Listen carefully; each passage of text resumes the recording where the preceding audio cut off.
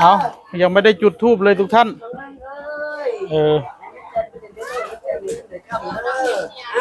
จบไม่เป็นเลขที่ออกอีนี้ได้อีกว่าเลยบ่ออกหนึ่งมันว่าหนึ่งมันว่าหัวแล้วหนึ่งใส่น้ำมันกระนาดลอยคุณลอยอยู่น้ำแบบนี้ออกก็เกี่ยยัดโต๊ะเลยจ้ะจับตลอดเหรอครับเฮ็ดเองก็ตัวบ่ยากละลูกหลานคนละคุณไผ่เพิ่นให้จัดการเจ้ไผ่กระเป๋าหน่อยมันก็ลูกไผ่เพิ่นจัดการขนาดนั้นอ้าวมื้อนี้มาอันพา FC ผู้ใหญ่ใจดีเนาะมาซอยเรือนะให้ผู้ใหญ่ใจดีทุกท่านที่ซอยเรืองานมื้อนี้ให้มีแต่ความสุขความเจริญเด้อเอาสาธุเอาเพิ่นมาซอยได้ไปเอา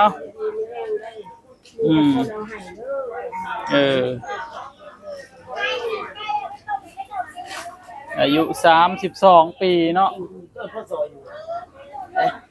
อันนี้2536เป็นหนอง2536เป็นหนองบ่มันยังเก็บมันอยู่กันคือกรกฎาคมเป็น32มรณภาพ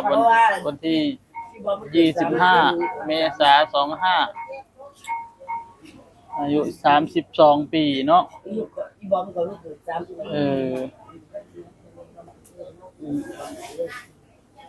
บอมก็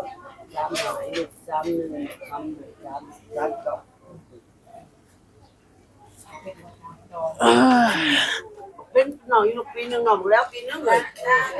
รักม่วงเอาม่วงละฟานให้คนกินคนอยากหมูนี่ทุกท่านเพิ่นก็กำลังทำเหรียญโปรยทานเมื่อกี้ก็ไปแลกเงินมาให้200 บาทเอามาทำเหรียญโปรยทานซะก่อนนะตาหนูแล้วก็แม่เนี่ยมีอาชีพอันรับจ้างทั่วไปแล้วก็ขายฟืนได้เนาะนะเพิ่น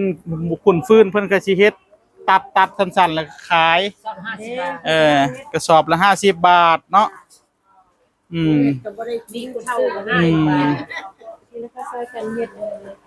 ทำเหรียญโปรยทาน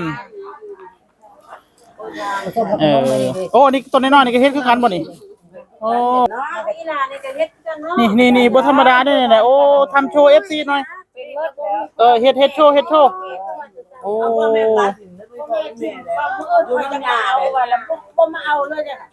อันนี้พ่อแม่ป้าทิมบ่แล้วอยู่น้ำไผอยู่น้ำยายบ่ได้บ่ได้ย่าเขาแยกข้างกันนะอยู่กับยาเนี่ยนี่เขาเอาพี่ได้หน่อยได้เองนะพ่อแม่ไม่มีอะไรอ้น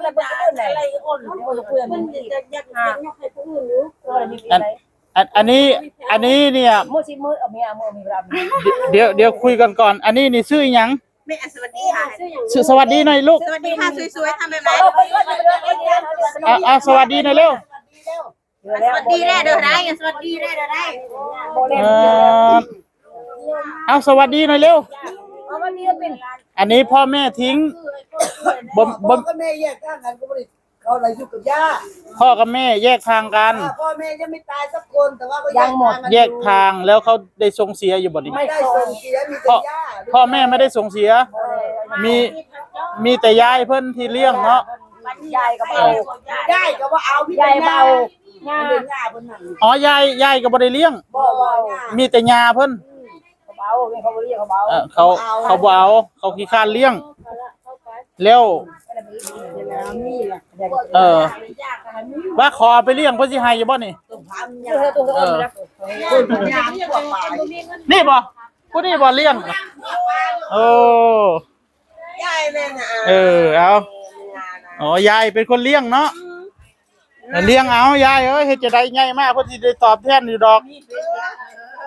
จะได้ที่เรื่องโง่แกนั่งแบบไม่เอ็ดลูกกับพร้าพ่อแม่ยังลูกกำพร้าพ่อแม่ไอ้คนที่ยังได้บ้างเอาอ้อนเนาะเลี้ยงอะไรก็อ้อนเลยไอ้คนที่ยังได้ได้นี่เนาะไว้อย่าบ่มีผู้เอาเลยสิเอาไปเลี้ยงเห็นลูกเอาเนาะ ต้องฟังเลยโอ้เจ้าก็มีอนาคต เพิ่นยายบอกว่าถ้ามีคนขอจะไปเลี้ยงน่ะยายจะให้เพราะว่าอยู่กับยายมันบ่มีอนาคตยายบ่มีเงินส่งเสีย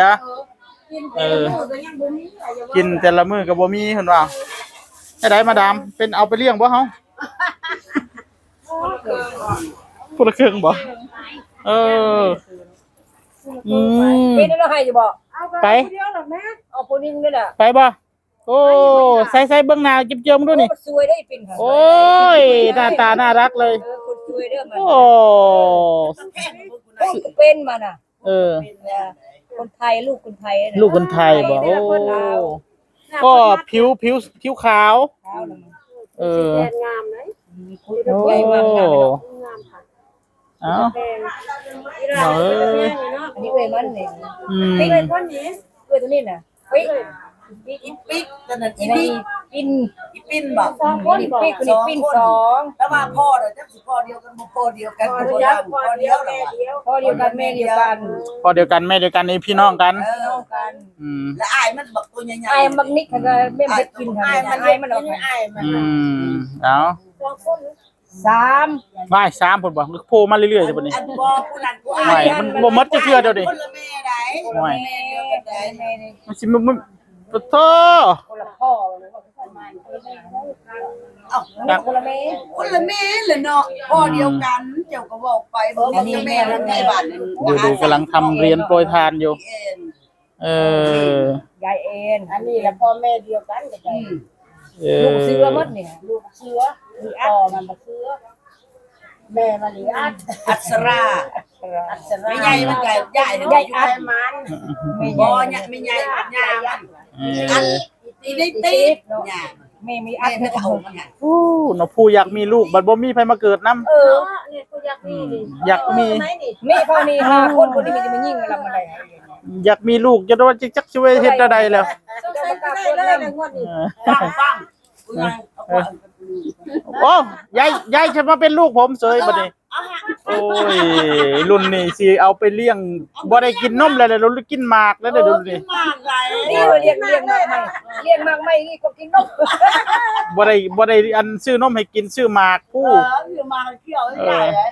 เกี่ยวต้นใหม่ต้นตอกมันดีๆเลยแพงมาได้กินนม เออ กินเขาเนี่ยนะน้ำม่วง เออโอ้ติดใจแต่นางนี่แหละพี่น้องเอ้ยหน้าตาจิ้มลิ้มเป็นตะแพงพี่น้องเนาะ ว่ามาเฮ็ดมา เป็นตะแพงเออเออเอาเป็นตะแพงหน้าตากระจิ้มลิ้มพี่น้องเอ้ยพ่อแม่บ่มี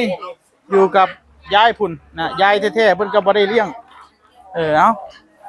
เป็นจังไดฝากไว้เท่านี้ทุกท่านสวัสดีครับ